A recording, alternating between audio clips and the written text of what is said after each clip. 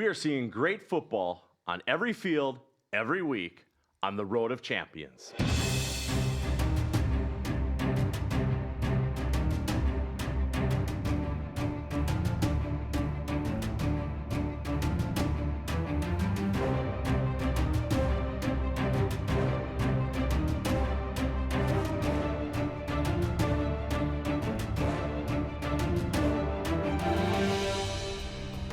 Welcome to the Road to Champions. I'm your host, Brian Sweeney, the voice of the Women's Football Alliance Pro Division National Championship game. Alex is back with me in studio this week, and we've made it to week 4 of the regular season and 50 episodes in the Road to Canton Road of Champions series. Thank you for all your support during our first 50 episodes. Here are some of the greatest touchdowns to look back on.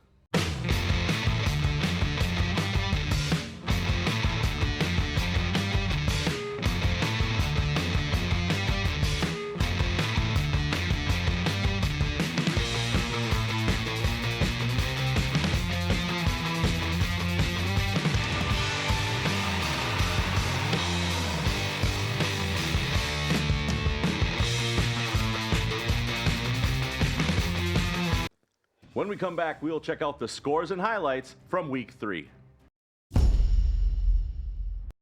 With 3 weeks in the stat sheets, some teams are already playing in postseason form, while others are still looking for help. Let's look now at the week 3 scores and highlights. The Houston Energy continued to dominate in the state of Texas when they welcomed the Austin Outlaws for their home opener and showed the Energy's dominance on the field, blanking the Outlaws 57-0. The Nevada Storm were glad to be back at home when they welcomed the Capital Pioneers. After last week's loss, the Storm were quick to rebound and picked up their second win of the season, final score 49-0. And the Pittsburgh Passion met new in-state rivals, the Philly Phantoms, for the first time and managed to do what Virginia and DC have already done this season, keep the Phantoms off the board. Final score, Passion on top, 62-0.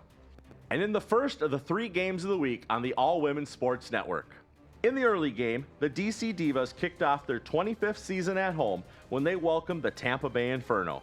The first half of this game was back and forth, but in the end, it was Dana Blakey that helped to open up the scoring and keep the Divas undefeated with a 38-28 win over the Inferno. Alex, DC is showing us that in their 25th season, this very well may be the year that they make it back to the national championship. Your thoughts on this game? Well, I think the first thing with this game is you look at how Tampa Bay showed up on the road. You don't necessarily know what you're going to see when you see Tampa on the road, but they had a good performance in the Beltway area, much as Boston did when they were part of the WFA, where you were able to put some points up against a pretty good DC Divas defensive unit. I really liked what I saw out of them on the field in the Beltway area. Now, for DC, on the other hand, again, this is a team that's really performing at championship level of football. Yes, their matchups with Pittsburgh will be a significant factor in who is able to be that team that represents the national over there in Canton, Ohio. But you really like just how well Amanda Congialdi is playing at quarterback. There have been times where she's been game managers. There's been times where she's been stat padding, for lack of a better word, for the course of the regular season and in those garbage time moments. But that's not been the case for her this season. She's been playing really, really well. She's getting great help around her. And this DC team could be legit in that national conference. And in the second game of the week, the Minnesota Vixen took to the road for the first time in 2025 when they went into St. Louis looking for a win against the 2024 national champions. At the half, it was looking like Minnesota could get their first ever win in St. Louis as they went into the locker room with the lead. In the second half, however, St. Louis stopped the Minnesota run game, and even after recovering an onside kick, Minnesota stalled out at the 50-yard line as time was expiring. St. Louis, in the end, came out on top, and in doing so, kept their winning streak alive. Final score, 34-27. These teams will meet again May 31st in Minnesota. Alex, in the second half of this game, the St. Louis Slam pretty much stopped the Minnesota run game, and Jamie Gall is already playing in postseason form. your thoughts on this matchup. Well, I think that the first takeaway I have from this matchup, it goes back to what was said on the Livestream STL broadcast, where they were critical about a certain organization that had put the St. Louis Slam at 5th. If there was any team and any program that's doing that, it's not this one. We've said since St. Louis beat Boston last year, beat them twice, we said that they're the team to beat in the WFA. With that being said, this now looks like, again, another championship caliber team. St. Louis and Minnesota will always be judged on how they play themselves. This case is no different. Yes, there was a little bit of a slow start from what I expected to see by St. Louis in their offense, but by the time that third quarter started, they really had their stuff figured out. It wasn't just that Jamie Gall was attacking a Minnesota secondary that she has historically had success against, but you talk about in terms of what that game meant to her. Having lost her grandmother earlier on in the week, that's a significant way to be able to play and to play with some motivation. And Jamie Gall, again, looks like she's in that consideration for American Conference Player of the Year, especially on the offensive side this year. And St. Louis, again, looks like the team to beat out in the western side of the Pro Division. But that being said, this opens up the door a little bit for Minnesota, where when we see these games in Minnesota and in St. Louis, that you don't necessarily expect for that door to be open, but because you let Minnesota get back into that game, all of a sudden now, if Minnesota runs the table because of their strength of schedule, and you have a really good showing in the reverse matchup here in Minnesota in that game, all of a sudden that door for home field is wide open. Because you have that opportunity now with St. Louis, a weaker strength of schedule. And it would have to be multiple touchdowns. If you're Minnesota and you can play a multiple touchdown lead against St. Louis at home, well, all of a sudden St. Louis is vulnerable. And all that it takes in that one game playoff situation is that vulnerability. And we know that Connor Joe Lewis and the Minnesota Vixen are not shy of taking big chances and big opportunities. Now it's just, can they pay off in the long run? We'll be right back to look at the third and final game of the week. And in the third game of the week, after playing their first two games of 2025 on the road, the Cali War welcomed the Mile High Blaze. In the first half, both teams started slow, but in the end, it was the War coming out on top and avenging last season's loss, 40-12. Alex, after an opening season loss, Cali is now 2-1. How many more wins can they get this season, and is it too late for Mile High to turn their season around? Well, I think that's where it starts with Mile High. There are good players, there are talented players in that locker room, but they just have not been able to put it together no matter whom they've played. In a competitive American Conference, you don't want to say your season's over when you're not even halfway through, but at this point, your season's over. There's just not enough room for error left for Mile High with how good the rest of the American Conference has been. Meanwhile, for the Cali War, they continue to bounce back. They continue to play some really good football following that loss to the Nevada Storm to start their 2025 campaign. You beat a Division III team very handily when Brianna Barrett goes off for 8 touchdowns. Barrett had another great touchdown, that beautiful one-handed receiving backwards catch that she had in this game against Mile High. There's some really good stuff happening with the Cali War, and it feels like they're starting to get back to form. The big question again with the Cali War, and we saw it when we were there a couple of years ago, who plays quarterback? You have Chantel Wiggins, who does a great job. You have Tanya Guzman, who does a great job as well. And you have Mo Etchen, who came over from the Nevada Storm. All of them good quarterbacks. Somebody has to take the reins and be that person to lead that offense back to victory. Now let's look at the Week 4 matchups. The 0-2 Mile High Blaze welcome the 1-1 New Mexico Bonitas of Division II. This is the only non-pro game matchup of the season for the Blaze, and a crucial game for them to win. The last time these teams met was in 2023, with New Mexico coming out on top. The 0-2 Austin Outlaws are on the road to play the 0-2 Dallas Elite Mustangs. Both of these teams need big wins this week and again in 2 weeks when they will meet again in Austin. Last season, Dallas came out on top in the only meeting 26-3. After a week off, the 1-1 Nebraska Pride welcomed the 2-0 Houston Energy to the Pride's first game at home since winning the Division II championship in 2024. Houston is looking to remain in the playoff talks for the Pro Division, and the Pride are excited to play at home for the first time this season.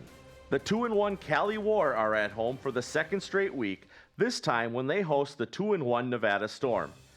This will be the second meeting of the season for these teams that squared off in Nevada during week 1 when the Storm came out on top 30-24.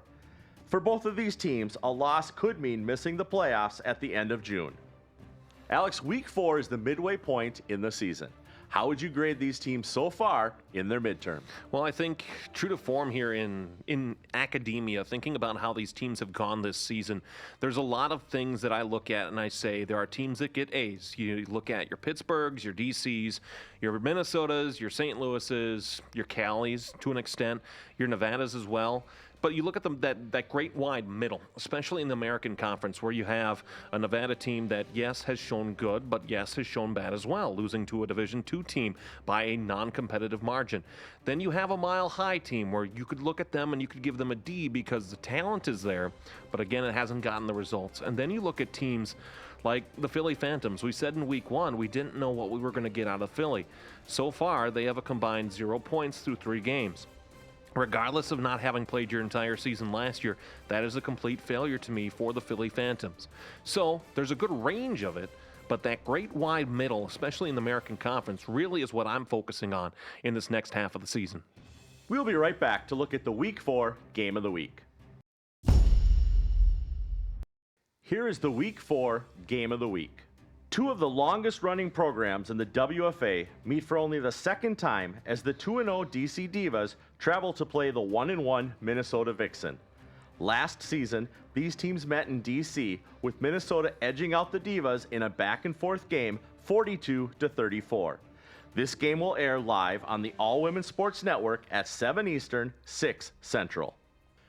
Alex, both of these teams are already in the conference championship talks for their respective conferences. This game could easily tip the scale in their favor. Your thoughts on this matchup? Well, it's a good matchup, Brian, between 2 teams that in years past would be considered also-rans because of the dominant teams that are also in their conferences.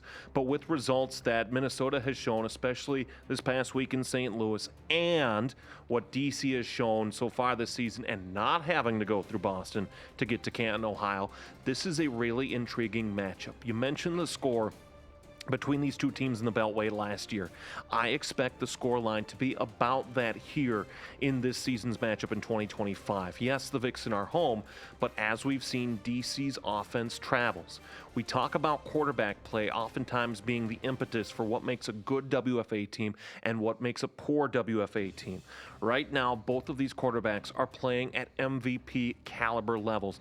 Erin Kelly is not turning the ball over like she had in years past. She is playing in what was that 2022 form that led Minnesota to Canton, Ohio in that national championship game. Same too with DC. It's been a while since we've seen Amanda Congialdi with the quality and the talent that she has played the quarterback position with this year. These are high-flying offenses that continue to impress. You look at Minnesota's running game. Yes, Shy Rhodes has been a centerpiece this year. Joanna Vermeulen has been a centerpiece this year as well. There's some really good stuff that Minnesota is showing on the offensive side of the ball, really bringing back that depth and that 2-threat offense that we hadn't seen from them for a little while. The big storyline in this game, though, it comes down as always to the defense. I said a year ago when these 2 teams played that the winner of this game was going to be the one that got the defensive stop. Last season, it was Minnesota that got that defensive stop. If DC can do it on the road, I would not be surprised if the DC Divas win this game. Do I think Minnesota wins? Yes, I do. But Minnesota needs to correct their secondary and get more from it to be able to come through and claim victory in this matchup against DC. Otherwise, if the DC offense continues to attack the secondary and continues to pass the ball with a MVP caliber quarterback in Amanda Congialdi, this could be a long day in Edina for Minnesota. Once again, Lois Cook is sitting down with the athletes that make up the pro division. This week, she talks with Savannah Burkalter of the Dallas Elite Mustangs in her segment, A Timeout with Lo. Savannah Burkalter, wide receiver, Dallas Elite.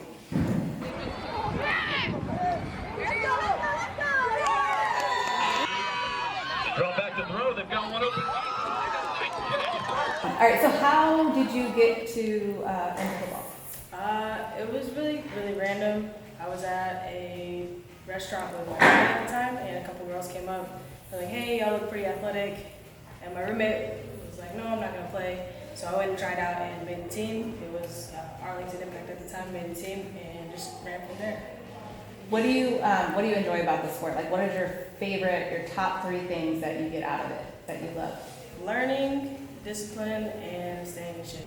So talking about discipline, how do you get your discipline? So I have to travel a little bit to get to practice, probably about an hour and a half. On a good day, sometimes 2.5 hours, just depending on traffic. So that is discipline in itself. Just having that mindset when I get out of work, I gotta go to practice. Even though I've been at work for 10 hours a day, I gotta go make it to practice. So talk to me about those sacrifices. Like, how difficult is it to juggle everything? Is it difficult at all? But how do you find the balance? I just one day at a time, just taking it in stride. I just plan it into my day, so 3 times a week I know I'm going to Dallas, I'm going to Fort Worth, wherever practice is going to be at, and it is what it is, I got to go. Unless it's obviously raining and practice is canceled, but I just make sure that it's in my mind when I get up in the morning that this is what we're Back to doing. pass, Thubner with pressure, was able to evade it, now thinking about running, will pop it at the 50, completing her pass, and getting a first down, fresh set for the American. And talk to me about, like, on the field, what you enjoy most out of the game. Probably my teammates, they're pretty bubbly, the coaches talking mess, and just getting to learn new things. It's definitely been a learning curve. I've never played this sport until 4 years ago when I first started. So getting to learn all these new things and watch players and try and figure out how I can be like them or how I can finesse a play to kind of make it work. That's what's rewarding about it. All right, you have a signature. You have a little something special that you take with you on game day. Yeah. What is it? I wear sunglasses. A lot of people wear visors. I wear sunglasses because we play in the afternoon or in the evenings.